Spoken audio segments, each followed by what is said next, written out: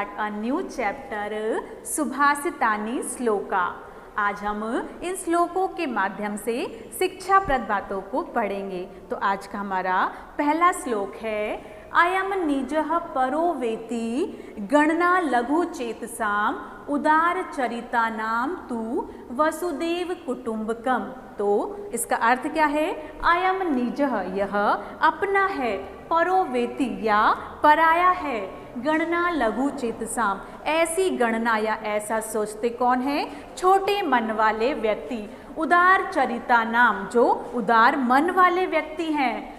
वसुदेव कुटुंबकम उनके लिए संपूर्ण धरती एक परिवार के समान है। तो इसका अर्थ हम देखेंगे अयम निजः परो वेति गणना। तो यह अपना है या परोवेति पराया है, गणना लघु चेतसाम ऐसा सोच या ऐसी सोच छोटे मन वाले व्यक्ति रखते हैं। उदार चरिता नाम जो उदार चरित्र या उदार मन वाले व्यक्ति होते हैं।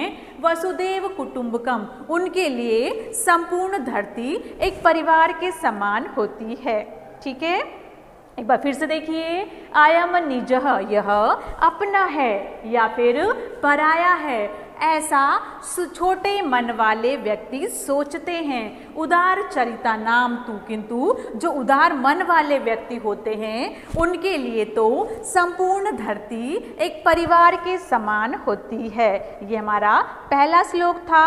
ठीक है, उसके बाद हम देखेंगे दूसरा। पहले श्लोक में क्या बताया है? पहले श्लोक में बताया गया है कि हमें संपूर्ण धरतीवासियों को एक परिवार के समान समझना चाहिए, अर्थात उनमें कोई भी भेदभाव नहीं करना चाहिए। अब सेकंड हमारा श्लोक है पुस्तकस्था तू या विधा पर हस्तगतम धनम कार्य काले समुत्पन्ने न सविधा न तद धनम। तो क्या आएगा? पुस्तकस्था पुस्तक में रखी हुई विद्या, पर हस्तगतम मतलब दूसरों के, पर का अर्थ होता है दूसरों और हस्त का मीनिंग होता है हाथ। तो दूसरों के हाथ में गया हुआ धन, कार्य काले समुत्पन्ने तो समय आने पर, न सा विधा न तो वो विद्या ही काम आती है, न तद धनम और ना ही वह धन काम में आता है ना। फिर से देखिए इसको क्या वो पुस्तकस्था तो पुस्तक में रखी हुई विद्या, पुस्तकस्था तू या विधा तो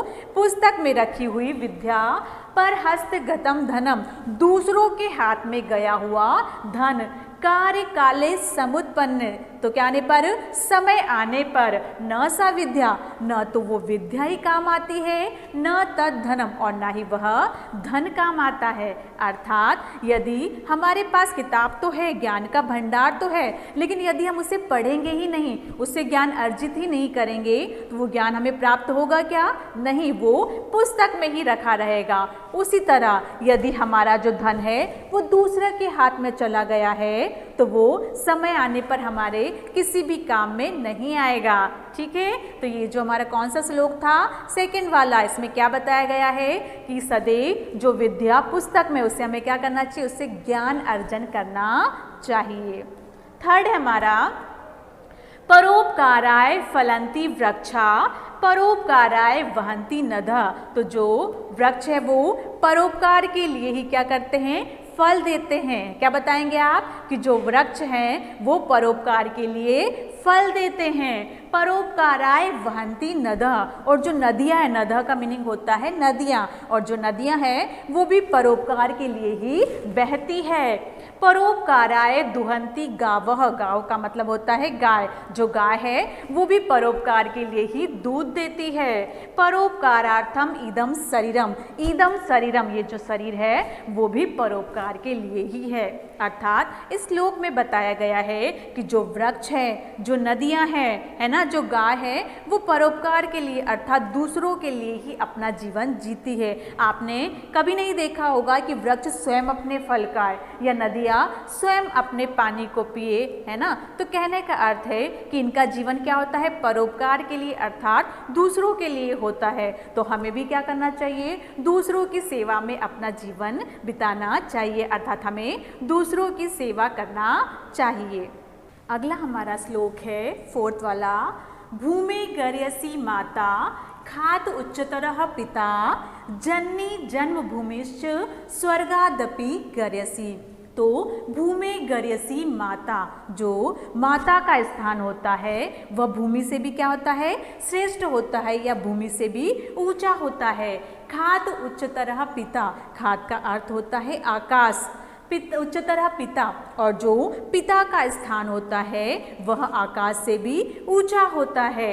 जननी जन्मभूमिश, किंतु जननी का अर्थ होता है माता और जन्मभूमिश तो माता और मातृभूमि, स्वर्गादपि गर्यसी, तो दोनों का स्थान स्वर्ग से भी बढ़कर होता है, अर्थात दोनों स्वर्ग से भी श्रेष्ठतर है। फिर से देखिए, भूमि गर्यसी माता, तो भूमि से भी श्रेष्ठतर किसका स्थान होता है, माता का। खात उच्चतरः पिता, इसी तरह आकाश से भी ऊंचा पिता का स्थान होता है। जननी जन्मभूमि, और माता और मातृभूमि दोनों ही क्या है, स्वर्ग से भी बढ़कर दोनों का स्थान है, या दोनों का स्थान क्या है, स्वर्ग से भी ऊंचा है। अगला देखिए, अर्थात इसमें माता और मातृभूमि को क्या बताया गया है, स्वर्ग से भी ज़्यादा ऊंचा स्थान इनका बताया गया है। अगला देखिए, चंदनम शीतलम लोके चंदनात् अपि चंद्रमा चंद्र चंदनयो मध्य शीतला साधु संगति। क्या था वो, कि संसार में चंदन क्या होता है, लोके मतलब संसार में, चंदनम शीतल क्या होता है, संसार में जो क्या होता है, चंदन शीतल अर्थात ठंडा होता है। चंदनात् अपि चंद्रमा, और चंदन से भी शीतल कौन होता है, चंद्रमा। चंद्र चंदनियों मध्य, लेकिन चंद्र और चंदन से भी अधिक शीतल कौन होता है, सज्जनों की संगति, साधु संगति अर्थात सज्जनों की संगति। इसमें क्या बताया गया है कि हमें सज्जनों की संगति करना चाहिए। वो कैसी होती है, बहुत ही शीतलता प्रदान करने वाली होती है। फिर से देखिए, चंदनम शीतलम लोके, संसार में चंदन क्या होता है, शीतल अर्थात ठंडा होता है। चंदनात् अपि चंद्रमा, और चंदन से भी अधिक शीतल क्या होता है, चंद्रमा। चंद्र चंदनियों मध्य, किंतु चंद्रमा और चंदन से भी अधिक शीतल कौन होता है, साधु की संगति, अर्थात इसमें साधु की संगति को, सज्जनों की संगति को क्या बताया गया है, बहुत ही शीतलता प्रदान करने वाली बताया गया है, अर्थात हमें सज्जनों की संगति करना चाहिए। तो अभी तक जो हमने 5 श्लोक पढ़े उनमें बहुत सारी शिक्षाप्रद बातों को बताया गया है कि किस तरह से हम इन श्लोकों के माध्यम से शिक्षाप्रद बातों को सीख सकते हैं या इनसे शिक्षा ग्रहण कर सकते हैं। धन्यवाद।